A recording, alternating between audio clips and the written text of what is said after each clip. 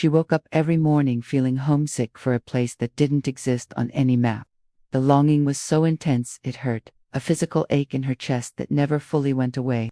Earth felt wrong somehow, too dense, too heavy, too loud. And when she looked up at the night sky, at the stars scattered across the darkness, she didn't feel like she was looking at something distant and foreign. She felt like she was looking at home. Like somewhere up there, beyond the reach of telescopes and human understanding, was the place her soul truly belonged. Her name was Maya, and for as long as she could remember, she had felt like an alien in a human body. Not in a crazy way, not in a way that interfered with her ability to function in the world.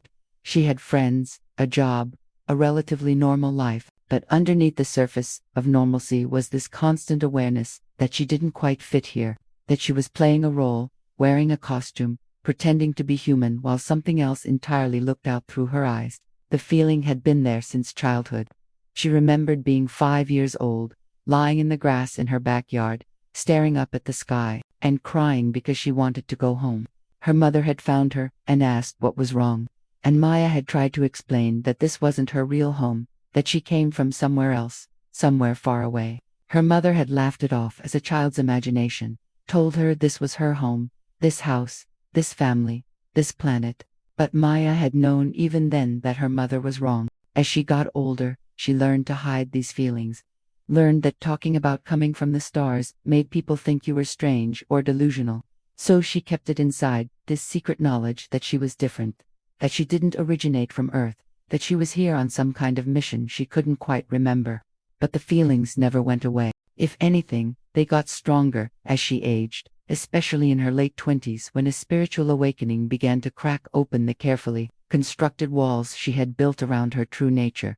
The awakening started with dreams, vivid, intense dreams that felt more like memories than random images created by her sleeping brain. She dreamed of flying through space, of seeing Earth from above as a small blue marble in an ocean of stars. She dreamed of being in ships, not the metal spacecraft humans imagined, but vessels made of light and energy that responded to thought, rather than mechanical controls. She dreamed of beings who looked different from humans, but felt like family, like she had known them forever, like they were waiting for her to remember and come home. She started researching, cautiously at first, searching online for others who felt the way she did.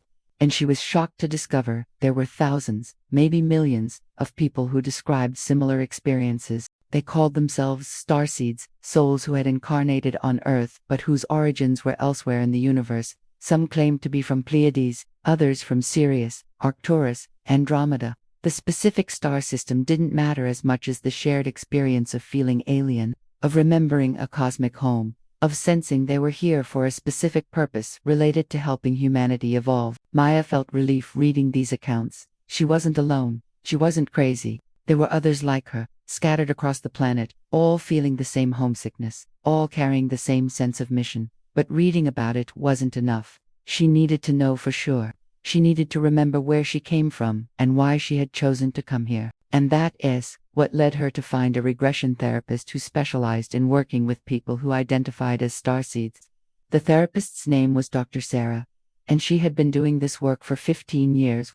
She explained to Maya that starseed regressions were different from typical past life regressions. Instead of going back to previous incarnations on Earth, they would be accessing memories from before Maya's soul ever came to this planet, memories of her cosmic origins, her homeworld, the decision to incarnate on Earth, and the mission she had agreed to fulfill. Maya was both excited and terrified. Part of her desperately wanted to remember, to finally have confirmation of what she had always felt. But another part was afraid that she would discover she couldn't go home, that she was trapped here, that the mission was too big or too difficult or would require more sacrifice than she was willing to make. Dr. Sarah reassured her that they would go at whatever pace felt comfortable, that Maya could stop at any time, and that whatever she discovered would ultimately be empowering rather than frightening. The session was scheduled for a quiet Saturday afternoon. Maya arrived at Dr. Sarah's office feeling like she was on the edge of something profound, like her whole life had been leading to this moment. The office was filled with crystals and plants, with artwork depicting galaxies and nebulas, with books about consciousness and extraterrestrial contact. It felt like a sacred space, a place where the veil between worlds was thin enough to peek through. They began with a long conversation about Maya's experiences, her feelings of not belonging, her dreams of space and ships and other beings. Dr. Sarah listened without judgment, nodding knowingly at certain details, asking clarifying questions, helping Maya articulate things she had never put into words before. Then it was time to begin the actual regression. Dr. Sarah guided Maya to lie down on a comfortable couch, to close her eyes, to focus on her breathing. She used a technique specifically designed for starseed regressions, asking Maya to imagine herself surrounded by a sphere of protective light, to call in her guides and higher self, to set the intention to access only information that served her highest good. Then she began counting down, guiding Maya into a deep trance state where her conscious mind could step aside and allow her soul's memory to come forward. Maya felt herself sinking deeper and deeper into relaxation. Her body became heavy, then seemed to dissolve entirely. She was pure consciousness now, no longer bound by the physical form. Dr. Sarah's voice was distant but clear, guiding her to go back beyond this lifetime, beyond birth, beyond the decision to come to Earth, back to her true home, back to her cosmic origins. At first, there was only darkness, but it wasn't frightening. It was peaceful, like floating in warm water under a starlit sky. And then the darkness began to fill with light, points of light that grew and multiplied until Maya found herself surrounded by stars. But she wasn't looking at them from Earth. She was among them, between them, moving through them at speeds that should have been impossible but felt completely natural. She had a body, but it wasn't a human body. She looked down at herself and saw that she was made of light, semi-translucent, luminous, with a form that was vaguely humanoid but also fluid, capable of shifting and changing based on intention. She felt taller than she was as Maya, more graceful, more powerful. This was her true form, she realized. This was what she really was, beneath the human costume she wore on Earth. Dr. Sarah asked where she was, what she was seeing. Maya tried to describe it, but words felt inadequate. She was in a place that existed between dimensions, a realm where physical and spiritual reality merged. There were structures here, but they weren't made of metal or stone. They were made of crystallized light, geometric patterns that held energy and information. And there were others, beings like her, moving through this space with purpose and grace. She understood that this was a hub, a gathering place for souls from many different star systems who worked together on various projects across the universe. Earth was one of these projects, she realized. A planet undergoing a massive evolutionary shift, moving from third-dimensional consciousness to a higher level of awareness, and souls like her had volunteered to incarnate there, to be born into human bodies, to forget who they were temporarily so they could help from the inside, anchoring higher frequencies and awakening others when the time was right. Dr. Sarah asked Maya to go to the moment when she made the decision to come to Earth. The scene shifted, and Maya found herself in what could only be described as a council chamber. It was a vast, circular space with walls that seemed to be made of living energy, constantly shifting through colors that didn't exist in Earth's spectrum. In the center of the chamber was a large holographic display showing Earth, rotating slowly, with streams of light flowing around it, representing the energetic currents that influenced the planet. Seated around the chamber were 12 beings, the Council of Elders who oversaw this particular project. They were ancient souls, incredibly wise and compassionate, each representing a different star system and bringing unique gifts and perspectives. Maya stood before them, not in a subordinate position but as an equal, as one who had volunteered for service and was here to receive final instructions before one of the elders spoke, not with a voice but with direct transmission of thought and feeling. They explained that Earth was at a critical juncture. Humanity had reached a point where they could either destroy themselves and their planet through fear, greed, and separation, consciousness, or they could awaken to their true nature as spiritual beings and create a new paradigm based on love, unity, and harmony with all life. The outcome was not predetermined. Free will meant that humans would ultimately choose their own path, but the Starseed volunteers could tip the balance by simply being present, by holding higher frequencies, by modeling different ways of being. The elder explained that it wouldn't be easy. Earth was a dense, heavy, challenging environment. The human body was limiting compared to the light body Maya was accustomed to. She would have to eat and sleep and deal with physical pain and illness. She would forget who she was for many years, lost in the illusion of separation. She would experience loneliness, confusion, the sense of being an outsider. She might be ridiculed or rejected for being different. She might struggle with depression or anxiety as her soul tried to cope with the density of the physical realm. But the elder also explained the rewards. Earth was a beautiful planet, rich with diversity and creativity. Humans, despite their challenges, were capable of profound love and courage. And the experience of forgetting and then remembering, of losing connection to source and then finding it again, created growth that couldn't happen any other way. Maya would learn things in a human body that she couldn't learn in her light form. She would develop compassion and strength and wisdom that would serve her for eons to come. Most importantly, the elder said she wouldn't be alone. There would be others like her, incarnating around the same time, thousands of starseeds scattered across the planet, each with their own specific gifts and missions, but all working toward the same goal. And when the time was right, they would begin to remember. They would find each other. They would activate and awaken and start doing the work they came here to do. Maya felt overwhelmed by the magnitude of what was being asked. She looked at the holographic display of Earth, seeing not just the physical planet but the layers of energy and emotion and thought forms that surrounded it. She could see the pain, the suffering, the darkness that humanity had created through centuries of fear-based living, but she could also see the potential, the light trying to break through, the seeds of awakening that were already planted and beginning to sprout. Another elder spoke, showing her glimpses of the life she would live as Maya. She saw the childhood confusion, the teenage years of feeling isolated and different, the young adult years of searching for meaning and purpose. But she also saw the awakening, the moment when she would begin to remember, when the veil would start to lift. She saw herself connecting with other starseeds, forming communities, sharing knowledge, helping others wake up.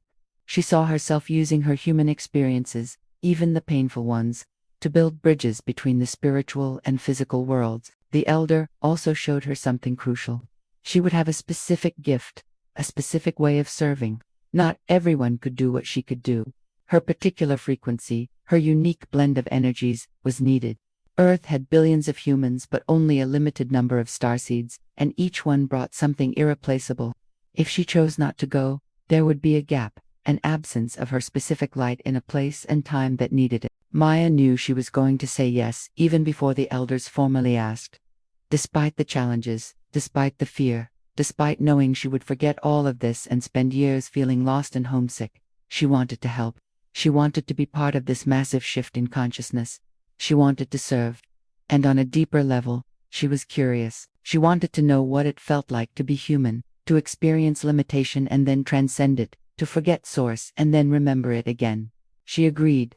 She gave her consent to incarnate. And immediately, preparations began. The elders explained that she would work with guides who would stay with her throughout her Earth life. Invisible helpers who would send signs and synchronicities to help her remember when the time was right. They would plant triggers in her life, books she would stumble upon, people she would meet, experiences that would activate dormant memories. They also explained that she would go through what they called the veil of forgetting. As she moved closer to birth, as her consciousness compressed into the human fetus, she would gradually lose access to her cosmic memories. By the time she was born, she would have no conscious recollection of this council chamber, these elders, this agreement. She would be a blank slate, ready to absorb whatever the Earth experience taught her. But, the elder assured her, the memory would never be fully lost. It would be stored deep in her soul, in her DNA, in the cells of her body. And when the time came, when she had lived enough human life to appreciate the gift of remembering, the memory would begin to resurface. She would start having dreams. She would feel drawn to information about starseeds and extraterrestrials. She would look at the night sky and feel that inexplicable longing for home. These would be the first whispers of remembering, the soul's way of saying it was time to wake up. The scene shifted again.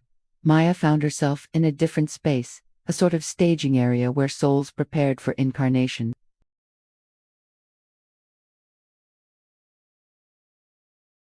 Some she recognized as members of her soul family, others were new to her but felt like allies in this mission. They spoke about what they hoped to accomplish, about their fears and excitement, about the specific roles each would play.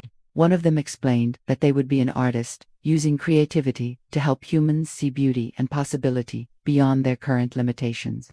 Another would be a teacher, working with children to help the next generation grow up with more awareness and less fear. Another would be a healer, using both conventional and alternative methods to help people release trauma and remember their wholeness. Maya understood that her role would be as a bridge, someone who could translate between the spiritual and the mundane, who could help people understand cosmic truths in ways that didn't overwhelm or frighten them. They made agreements with each other, promises to find each other once they were on Earth, to recognize each other, even through the veil of forgetting. They created signals, specific phrases or symbols or situations that would trigger recognition when they met in human form. It was like planning an elaborate game of hide and seek across lifetimes, where the seeking was the whole point and the finding would be a moment of pure joy and remembering. Then, it was time. Maya felt herself being pulled away from the group, being guided toward Earth. She could see it growing larger as she approached, could feel the density increasing, the vibration slowing down. She passed through layers of the planet's atmosphere, not just the physical atmosphere but the energetic and emotional layers as well. She felt the collective consciousness of humanity, all the thoughts and feelings and beliefs of billions of souls incarnated on this one small planet. It was intense, overwhelming, beautiful and terrible all at once. She moved toward the specific location where her human life would begin. She could see the woman who would be her mother, could sense the forming fetus in her womb. And as Maya's consciousness began to merge with that tiny developing body, she felt herself shrinking, condensing, forgetting. The vast awareness she had carried was compressing into something small and limited. The memories of the council chamber, the star systems, her light body, all of it was fading into a deep sleep. The last thing she remembered before the veil fully closed was a promise to herself that no matter how lost she got, no matter how much she forgot, she would find her way back to remembering. She would wake up, she would fulfill her mission, and eventually, when this human life was complete, she would return home to the stars, enriched by the Earth experience, ready to serve in whatever way was needed next. And then there was nothing but the warm, dark, safe space of the womb, and then the trauma of birth, and then the confusion of being a baby, a child, a teenager, all of it happening exactly as the elders had shown her.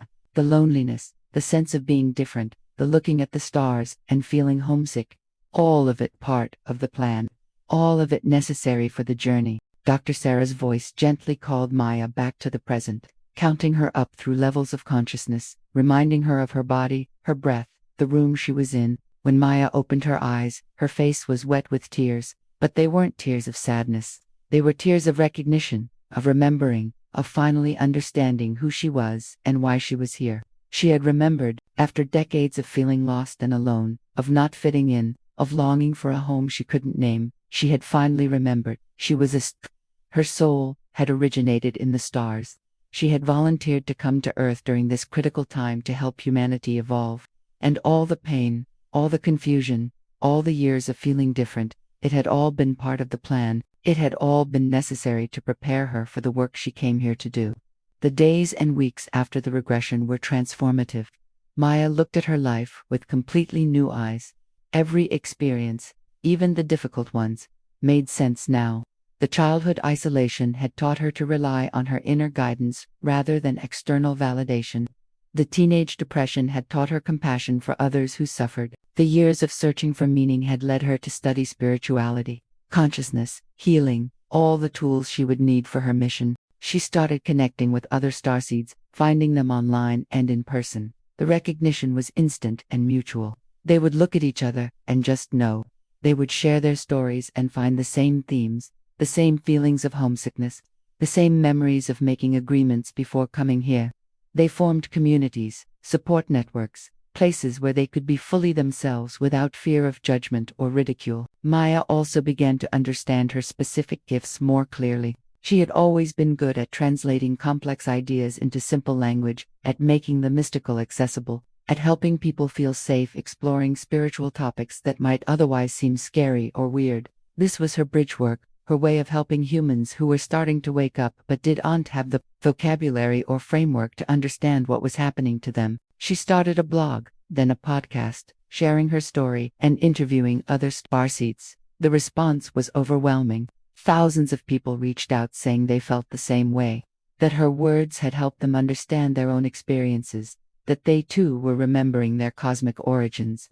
She realized that part of her mission was simply to help people remember, not to convince anyone of anything, but to provide a mirror where other starseeds could see themselves reflected.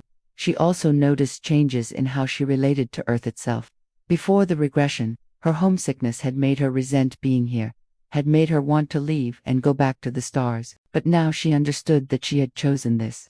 Earth wasn't a prison, it was an assignment she had volunteered for. And more than that, Earth was beautiful. The physical world, with all its density and limitation, had a richness and depth that the realms of pure light didn't have. The way sunlight filtered through leaves, the taste of fresh fruit, the feeling of grass beneath bare feet, the sound of rain on a roof, these were gifts unique to physical existence, experiences she couldn't have in her light body. She began to fall in love with Earth, even as she remembered her cosmic home. She understood now that she could hold both, could honor her starseed origins, while also fully embracing the human experience. This was the integration the elders had spoken about. The ability to be both spiritual and physical, both cosmic and human, both of Earth and of the stars. Maya also started noticing the other starseeds around her more clearly. They were everywhere, she realized. The awkward kid who didn't fit in at school, the artist creating strange, otherworldly paintings, the healer who worked with energy and intuition, the activists fighting for environmental causes with an intensity that suggested they understood on a soul level that Earth was precious and worth protecting, the musician whose songs seemed to come from somewhere beyond this world. They were all here, all doing their work, all holding their piece of the larger mission. And the mission itself became clearer. It wasn't about rescuing humanity or fixing everything that was broken. Humans had free will, and they would ultimately choose their own path. The Starseed mission was simpler and yet more profound. It was to hold a different frequency, to anchor higher consciousness through their very presence.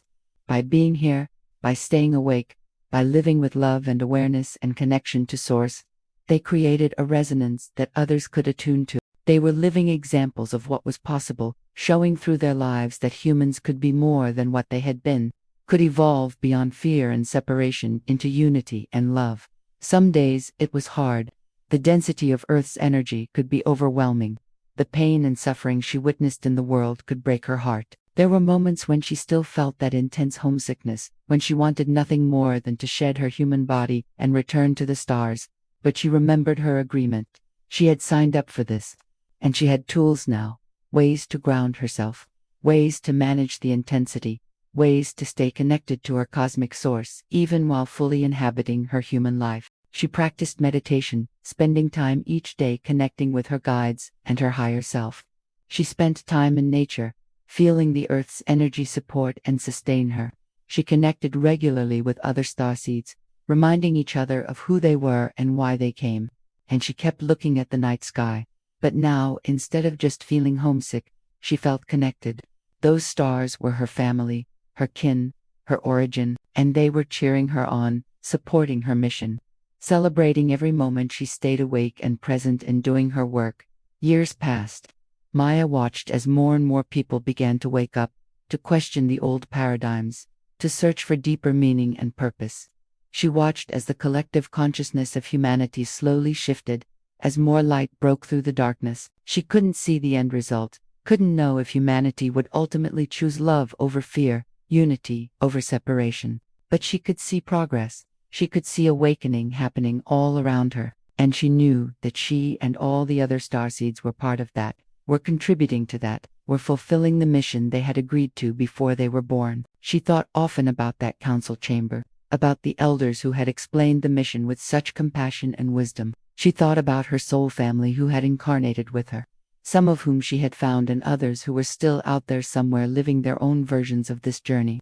She thought about her home in the stars, about her light body, about the life she had left behind to come here, and she felt grateful. Grateful for the opportunity to serve, grateful for the human experience with all its challenges and gifts, grateful to be part of something so much larger than herself. And she made a new promise, an echo of the one she had made before, and she promised to stay awake, to keep doing her work, to help others remember, to hold the light no matter how dark things got, to trust the process even when she couldn't see the outcome. She promised to honor both her starseed nature and her human experience, to be a bridge between worlds, to live in a way that showed others what was possible. And she promised that when this life was complete, when her mission on Earth was done, she would return home with stories to tell and wisdom to share, a richer and deeper soul because of everything she had experienced here. Subscribe to remember more about the cosmic missions that brought us here.